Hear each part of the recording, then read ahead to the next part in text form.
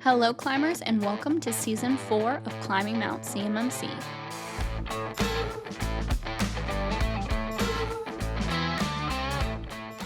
Hello, climbers, and welcome back to another episode of Climbing Mount CMMC, the podcast. My name is Kaleigh Floyd, and this is Bobby Guerra, and we are with an MSP called Axiom that is CMMC Level 2 certified. And today we are going to be talking about vulnerability scanning.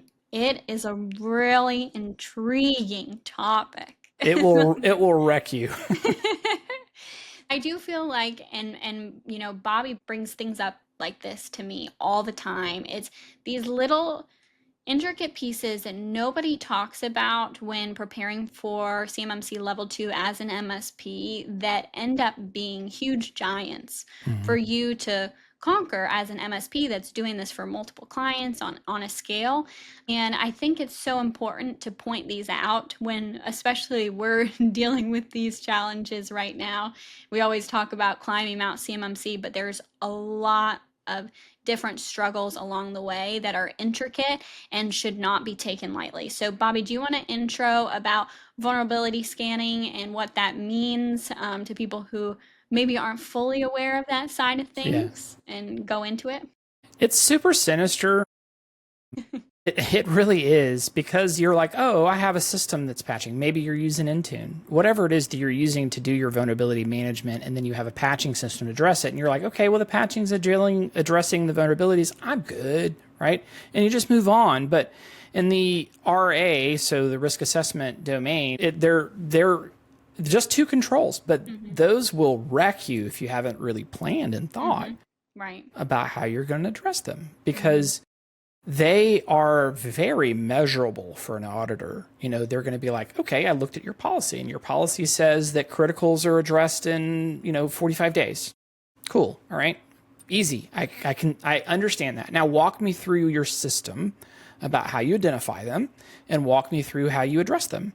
And then, I just want to see the maturity process that you have around that. And so the auditor, to them, that's something that they can wrap their head around pretty easily. So they're going to come gunning for you around those things. Right. And if you can't talk to it in a way that they can track it and follow it and say, okay, this is good, this is met, then you're going to have a possible uphill battle, not in the right way. Right. So. And so when you're talking about this villainization of vulnerability scanning, you're not just talking about doing vulnerability scanning just in general. You're also talking about, with the CMMC Level 2 aspect of it, you also have to prove it clearly, right? Yep. And so it is the double of doing both of those is not proofs in the pudding. Yeah.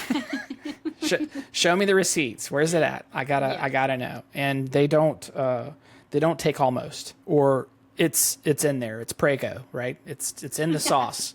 Nope.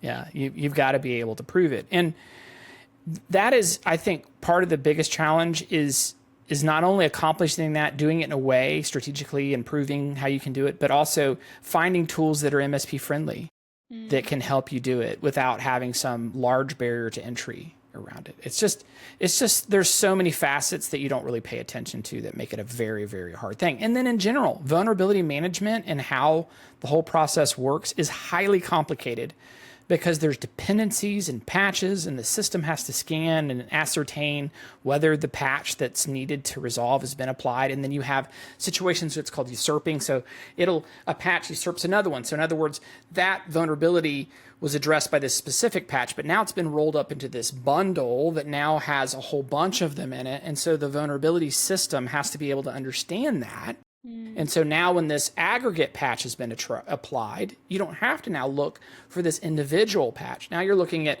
for possibly the individual and the aggregate. It's super difficult and complicated to get it right from a scanning perspective. Right. And then you're leaning on this sort of witchcrafty magic scanner that is telling you the vulnerability aspect of it. And, it doesn't always get it right. So let's talk about, let's start outward and then go more in depth. So first, let's talk about when you're picking like a service, like a vulnerability scanning, let's talk about, because you talked about picking the right one for an MSP. Let's mention he who shall not be named, FIPS. Right. or like those kind of things that are talking about tools that are so difficult for MSPs to pick and choose. And there are things like the word FedRAMP, accredited, that you have to think about. And so can you kind of go into those challenges of picking tools, like, and specifically to the difficulty with vulnerability scanning as an MSP?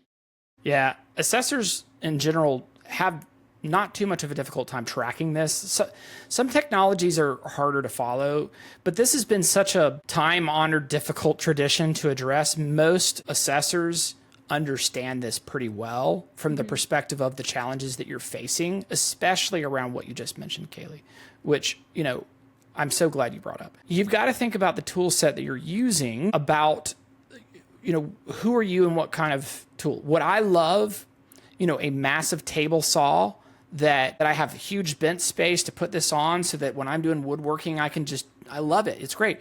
But I have a small garage. So there's no way I can use this big table saw that Right. would just do such perfect cuts. What does that have to do with vulnerability? Great question. So the reality is, those tools sometimes are designed more for the enterprise. They Right. fit the larger garage, right? The larger organizations that can have this. MSPs, right? That might be even stepping into the space and might be newer. Like, we've been doing this for a few years now. I mean, like what, 4, I guess? But I mean, that's not an eternity. I mean, our organization's been around over 20 years. So that vertical is growing for us. So we don't have thousands of clients that we can have an enterprise tool to do this. So you have to start thinking about the tool sets that are out there. And then you've got to think about the tool set. Is it going to be managed service provider friendly? In other words, we typically are used to dealing with licensing per volume usage, right? So if I have 100 endpoints and that we're doing it, then I get billed for that. And if a client adds 20 more, now I start doing it. But when you start dealing with these FedRAMP and other type enterprise tools, they're like, there's a high level watermark. They want to make sure license count you're hitting. There may be a barrier to entry cost that you want to see that you hit. So that's why you don't want to save this discussion to the very end, because you might find yourself saying, well, I'll just use this tool. And you look at it and go, oh my gosh, the cost and the other stuff for me to use it, I can't do that. Now what am I going to do? So you really from the very start want to be thinking about this challenge as an MSP and how you're going to address it, and then start thinking about scale around that as you go to do it, because there's not a lot of MSPs that are doing this. So chances are you're going to get a lot more business going. And so how are you going to scale this thing? Yeah. And so there's so much. And then you've got to think about the tool, like you talked about FedRAMP. Mm-hmm. So you don't want to use just a commercial over-the-counter tool that actually can push and manage and download files and updates and check things. And, so you're putting this agent on this system that may have ITAR or EAR type requirements on it. The client is possibly having different types of CUI that are attached. And those other tools now have access to that environment. So a safer bet, vulnerability management is a scary one. So you probably want to stay more in the FedRAMP space if you want to be careful and safe. If you want to go out there and start playing some other uncharted waters, hey, that's on you. I wouldn't recommend it. And so there's just all of this complexity around it that you really have to weigh. And it's not something you just YOLO. It requires some deep thought, thinking about it and understanding it. And that's not even dealing with the policy and procedure process of integration. No. And I think this is a good time to segue into that part of it as well, because I think when you're mentioning getting into some, scary waters or some risky waters there with not potentially picking a FedRAMP tool, you have to think about you're putting a lot of emphasis on how you're doing this or how the product is doing this in your documentation and your design. That, like Bobby said, if you're really truly thinking about this, you're most likely not an MSP that's just doing this for one client. Right. Because, not to be rude, but I don't think that there's just one client that's worth doing all of this as an MSP. No. So if you're really considering doing this, you're going to scale it, I wouldn't do right? this for my best friend. I wouldn't even do it for you. Whoa, that's so rude. Would you do it for Sawyer? Would you Of do it for my course. daughter? Yeah, she Your grandbaby. bats those little baby browns. I don't think I'll be able to say no to that. Okay. I'll tell her you said that. But yeah, it's just you can't stress this enough of like once you're done with your system security plan or once you're done with that implementation or that policy and procedure that is tied to it, and I think that some of our team would agree with me on this, you don't really feel like changing that all the time. And okay, so that's such a good point. Pro tip here: don't be stupid like me. Here's what I Wow. mean: is you're an idiot if you were like I was when I was coming in, just to think, okay, all I have to do is just build this system, and then we can start cranking clients out. No, what ends up happening is you get into this, you get more clients, which are they're going to push you, and now you have to have changes to what you're doing. So your system now has to change in how you're doing this. Because if you're good at it, you're probably going to start having more clients, and then now you've got some scale considerations, which are going to change your policies and procedures and how you're going to do things. And then you come into it and you realize, wow, I really need to do this better a different way. And so there's no end to it, right? You just continually have to evolve the system that you have built, which requires time, commitment, money, and the investment of doing this. Mhm. And so that's why it's just, there's no way you could really get into this and just do it for one client, because the amount of evolutionary process that's required to stay on top of this is just tremendous. Yeah, absolutely. So let's get into the specifics of what you noticed when implementing it into a CMMC level 2 compliant system. What were the things or the challenges that you that you came to face with, that you had to conquer when dealing with these controls, or like we talked about, 3.11.2, 3.11.3. It also talks about, which you mentioned before we started the podcast, about timing and Mm-hmm. how often, right, and things like that. So do you want to go into the details when implementing this as well into a system? Yeah, this is, boy, we could spend a whole half day talking about that one. Yeah. It is vulnerability management, I think, is probably a master class like scoping is, from the perspective of you sleep in the bed you make. So if you're like, oh my gosh, we're going to be the best cybersecurity organization, we're going to deal with criticals in 15 days. You're like, good luck with that. There's just no way that you can hit those kind of aggressive timeframes. And if you look at, was it 3.11.2, right? It asks for kind of its Rev 2 version of an organizational defined value. They're there, they're hidden, right? But what it says is you've got to pick an interval. You have to pick an interval time frame of how they're going to happen. Yeah, That's an frequency.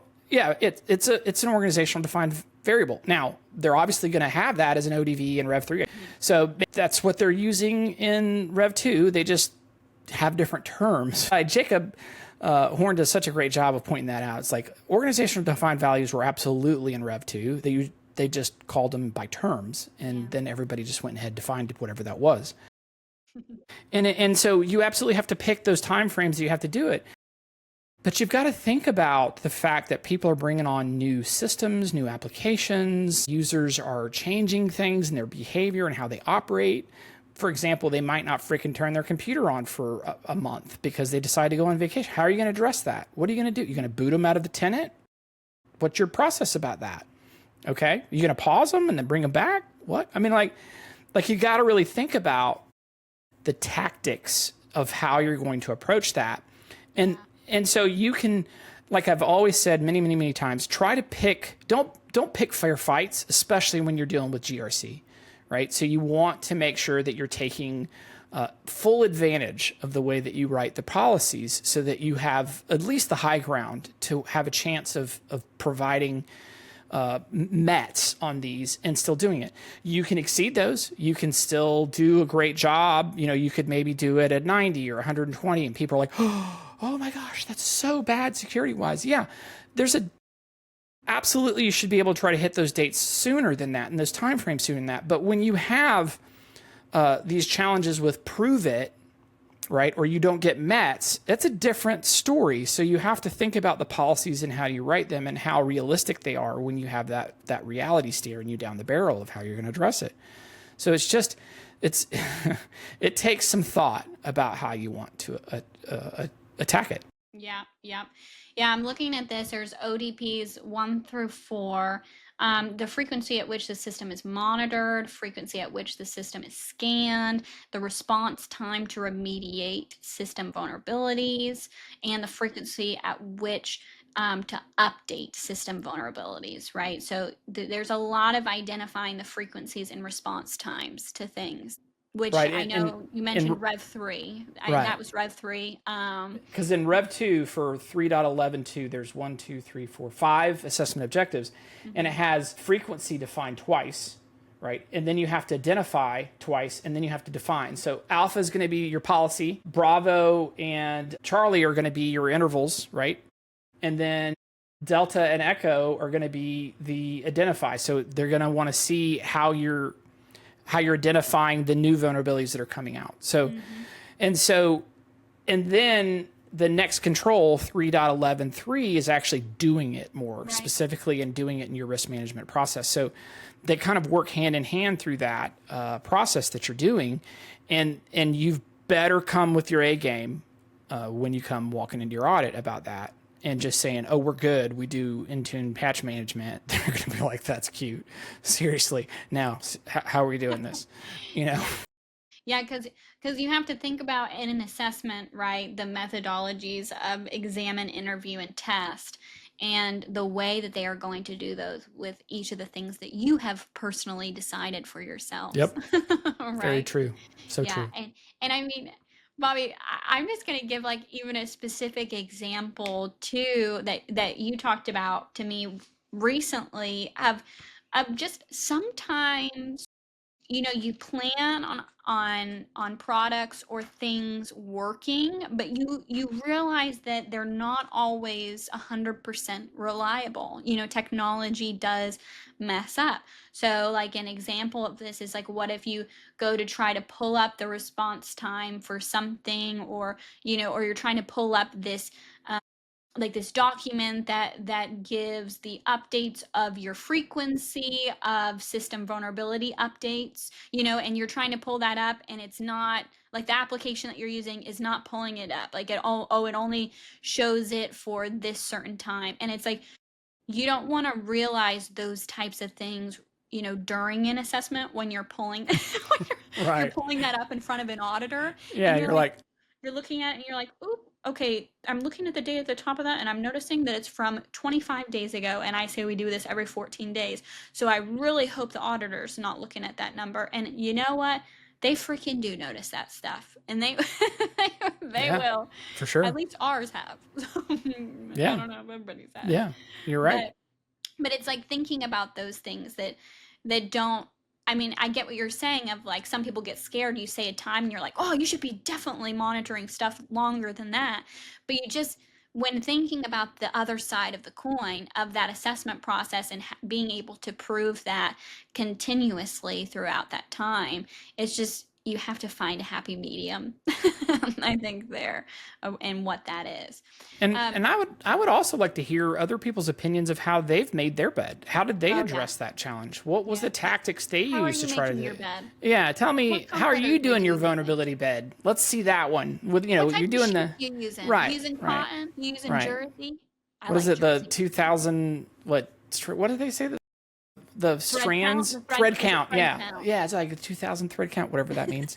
Like I don't know. Sounds cool to me. 1,000 thread count. I don't even know if that's real. Yeah, that might not be. So don't quote me on that. But the reality about those is like it. You absolutely can kind of define how that high ground is going to be for you, but you better well make sure that it is the high ground, right? You don't Absolutely. want to, like you're saying, go into the audit only to discover that you picked the valley, not the Mm-hmm. peak, and you're in for a rude awakening. Mm-hmm. And so it's but I think it also identifies how in what is it Delta and Echo on those assessment objectives of 3.11.2, it says that vulnerability scans are performed on organizational systems. So that means it could be printers, network switches, it doesn't have to be apps. When new vulnerabilities are identified, so they're wanting to see a maturity process that's happening, that you're detecting new ones. It's not I scanned it this year and I'll see you next year. Like it wants No. to see It's a type of, recurring. It's right. continuing. Yeah. Right, because you got Patch Tuesday that's happening at Microsoft, these vulnerabilities that come out. It's so funny, like when you go to look at the vulnerability piece, you're like, oh man, it's looking, oh, Patch Tuesday, dadgummit, is like, boom, like the vulnerabilities just go through the roof. And then you start working it down, you know, and it's like raking leaves, right? And this big gust of wind comes from that old oak and fall's coming, and then everything just falls down. You're like, all right, well, I guess I'll start again next week, you know, and just so that's just true. how it is. That's vulnerability, raking leaves constantly. There you go. Boiled it down to a simple fact. Oh my gosh, so true. Raking leaves constantly. Oh, the worst job too. I also want to talk about specifically the documentation piece of it, and maybe specifically how you can. I know we talked about, making your bed, and how you can write that in such a way to where you can meet the requirements but not kill yourself with having to redo this over again. Is there any advice that you would give specifically to system security plan writing of this piece of Yeah, it? for sure. Auditors will struggle trying to help you get it met if they don't understand what it is you're doing. So if you have a very complex and arcane witchcraft methodology of doing vulnerability management, it's going to be challenging for them to be able to give you a med on that. What do I mean? Well, here's a perfect example. If your threat scanner is looking at categorizations of classifications of vulnerabilities, and they do Delta 1, Delta 3, Foxtrot 2, and whatever, they have some kind of weird nomenclature, right? But in your policies, you're like critical, medium, high, and low, right? So they don't even jive. Like they're like, now I'm going to break out with this Rosetta Stone with like, and then connect, this is the, and they're like, what is this, John Madden football play? Or am I actually talking about vulnerability management, I don't want to know I'm running a 4-6 Y waggle on 3. I want to know like that's a play, by the way. Why waggle? Y waggle, yeah. They have really interesting play names. Anyhow, Like find some common ground besides like football is not our common ground. Okay, sorry, I try. Never happy. So like you want to try to do yourself a favor so the assessor, when they're looking at this, they can kind of go, okay, they've defined these categories. The threat, the vulnerability software is detecting them this way. I can see the timeframes are being met. And if there's some situations that haven't happened, here's the procedure of how they would address it. Maybe it's followed by a CAB. Maybe it's a risk review process. They have a document over here for exclusions. Maybe a committee talks about it. I mean, there's different ways that you can kind of do it. Yeah, sure. Make sense. Yeah. Yeah, kind of going with your raking the leaves, give enough, like clear it enough so they can see your ground. Right. Clearly, right? Because, yeah, I mean, you've said this multiple times, so I'm stealing this from you of like you really want you want to be waiting on the assessor, to be writing something down and making their decision rather than them waiting on you. To try to explain something or pull something up to make it make more sense. Like it's not, Agreed. shouldn't be a maze. It shouldn't be, should be readable. So yeah, that's a huge thing. Any other things that you can think of that comes with documentation of this type of stuff? I think you have to be willing to attest to the product tool set that there's not any threats from the perspective of that it's violating the fact that the tool has more control and access than the auditor is aware of. So that kind of goes back to the FedRAMP. Is coming in. You just So make when you sure choose to go into those risky waters, you better back that ship up. bring the evidence package to be able to show that to the assessor. And it doesn't mean that they may not even think about that. Yeah. Cool, fine. But it's like, this has worked great for our last 3 assessors, but then this other person who actually has lived in the MSP community for years and they understand, they're like, hey, what's that tool again? I don't know if that's right. And something that may have flown like, a beautiful kite just is like a lead balloon because they have a better understanding of some of those threats and they start digging into some of that stuff and you're not prepared. That's so true. So just because, and we've seen this even with our assessment, right? Our system got assessed twice. And now we're moving clients through a similar system that we've worked through them. But even now we're finding some things, we're looking at it going, oh man, the way that I look at it this way, this could have been more of a challenge. It wasn't addressed or caught in our assessment, but we need to maybe shore some things up or change some things around differently, right? And so you want to, I just call it like, redundant positions of different specific controls. What do I mean by that? So, just don't think this is my fence and Charlie will not ever jump it. And then after that is like a mall, right?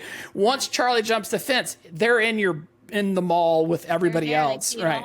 They see it all and take it all and do whatever they want with it. Whereas, you have, okay, we've got this, right? So we have this policy, but then we have this additional evidence, and now we have some procedures to talk about how this is done, and then I might have some screenshots, and then so it's been amazing. You're building more fences. Yeah, it's a GRC in depth approach of how you're doing it, like a defense in depth approach, but it's just the evidentiary way of how you're trying to handle it. Yeah. So if you have just one and done solution, if the auditor's like, okay, that's not enough, what else you got? And you got nothing, it's a bad day when they were calling encore and you got no more music to play. Yeah. So you just don't want that to happen. I love that because that takes into account what you were even saying right before that, which is not every assessor is Charlie that you're going to have, right? So Charlie might not have jumped that fence, but Dave might step in and he loves to jump that fence. He's a big fan right. of figuring out what's on the other side of that fence, and this goes into one of our previous podcast episodes where we're talking about assessors are not calculators. Not every single, 3 + 2 comes out as 5 kind of thing, because there are some things that they can interpret or take to their own account. And so I think that what you're saying there, goes back into what you said previously about being prepared for not every assessment to look the same as well. And if you are an MSP and this is scalable and you're looking into this, you're having multiple assessments that you're sitting in. And if you're getting out of that, I don't see how you're doing that, but we're not. No. 32 CFR says you can't. The cap says you can't. So that's a bit of a magic. Yeah, so that's the magic trick that we actually, I don't think, want to figure out quite yet. No. I want to be there for the client. Why do you want to not be there for the client? That just seems crazy for me. I don't know. And let me tell you, I don't know how your clients are with talking in front of auditors about IT issues when they have never touched those types of IT things, but I don't think our clients would do super well. So, and I think they would admit that as well. So they want us to speak to those because we know them a little bit more than they do. For sure. The last thing I want to touch on before we close is the maintenance piece, which is, nobody likes to talk about the maintenance of CMMC. They like to talk about the sexy part of it, which is the assessment itself, and preparing for the assessment day and the assessors and whatnot.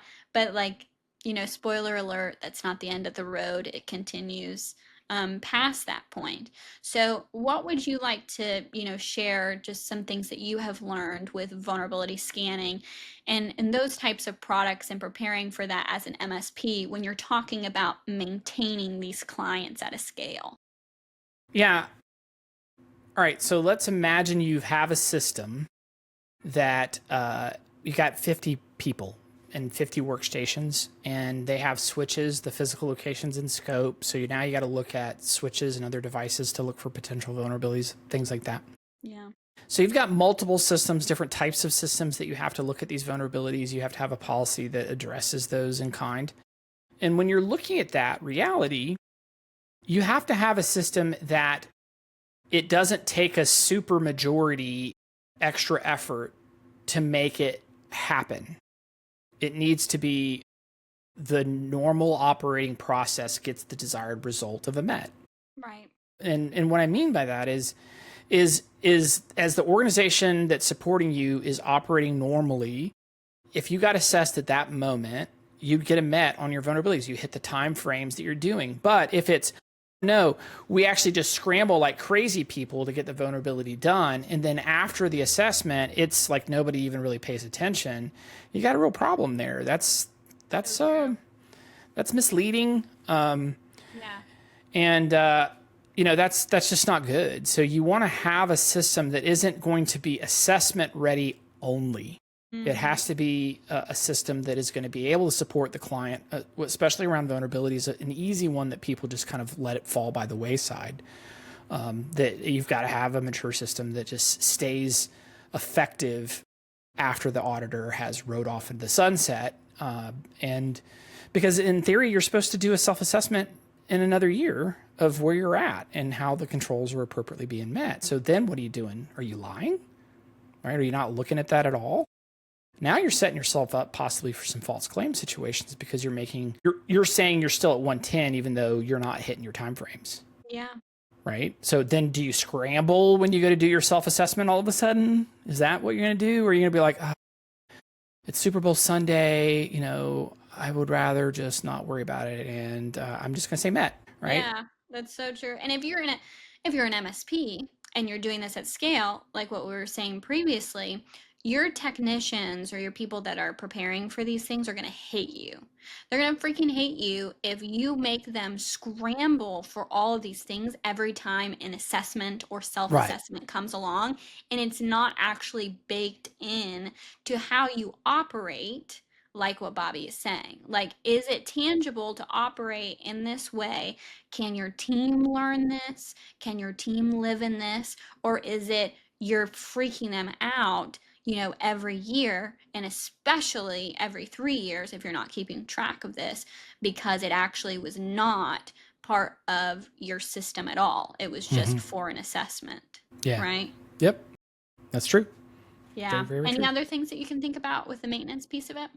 No, I think it's really hard. So think about it, front load that. That's a challenge you don't want to put to the end and go, we'll figure this out later because it may require some substantial rewrites and even possible scoping design changes. So that's an early one. There are certain ones you definitely want to front load. Your application allow listing is a big challenge. Your change management process is another challenge that you want to figure out as an MSP, how you're going to support your clients. Those are all things that you typically want to start to front load, at least have some decent conceptual ways that you want to do it as you're doing that. You may not be able to figure it all out to the minutia level at the Right. very, very beginning as you're designing your system and how you're going to do it. But you really want to make sure you put some brain cells in those directions and not just YOLO it to the end. Absolutely. Yeah, could not agree more. And we would love to see your guys' questions if you have any, as well as comments of things that you've learned. Maybe if you're an MSP that has gone through this as well, please feel free to comment on these videos and let us know, and reach out to us on LinkedIn. We'd love to hear it. There's not a lot of people going through this as an MSP. So, Nope. we're all here kind of for each other in this infancy of it all. So yeah, and I would be wrong to note that as of recording this right now, 48 CFR has left its final stage and it's going to be released soon. So I Yeah. just want to state it's So happening. in Hello, theory, it it's should probably real. be out before this gets released, I would think. I think when you see this, you guys have already seen what the final, thing looks like. It won't be in effect yet, within those 60 days, but I think, I'm like running, what did I say on social media? I was wondering if I would give birth to baby number 2 before Yeah. this came out, and it just beat me by a little bit. Yeah, I think it's gonna beat me by a little bit. Well, if you're considering the effective date, Yeah. it's easily going to be you being released, but effective date, I'm not sure. Effective date, Yeah. it's gonna be it's gonna be right around that time. Yeah. So we'll see. But yes, it's real. To those of you who weren't sure yet that still watch this whole 30-minute podcast on vulnerability scanning, hello. But make sure to tune in on LinkedIn, on YouTube, and whatnot, because we're going to be covering all of that as well. We're not going to be ignoring it. It is a big deal. So we're going to be covering that. And yeah, we hope to see you guys at CS5 if you're listening to this as well. Yeah. We'll be there in October. With a new shirt, if you see With a us, new say, "Hey, what shirt. shirt do you have?" Because Yeah. I couldn't have been more proud of the shirt that you came up with. The Back to the Future Oh yeah. inspired We'll have by some more of those still. right. Some little extras if you're there in time, you might get some. So, but a brand new shirt to Yeah. come as well. So yeah, this one's going to be rock themed, so it's going to be kind of cool. Looking forward to. Not like rocks like on the ground, Yeah, but like rock and roll. like Yeah. Could you imagine if it's just rocks? Yeah, it was just pet rocks. We love pet rocks. That's what we're about. Yep, yep. Find me waddling around CS5 Yes. and you'll get your shirt there today, that day. Yeah, well, thank you guys again for tuning in. As always, listen out every Thursday for another episode of Climbing Mount CMMC. But until then, keep on climbing. See you guys. Make sure to follow us on LinkedIn and YouTube to stay up to date on the latest CMMC news. We hope you guys enjoyed today's episode and listen out for the next one. But until then, keep on climbing.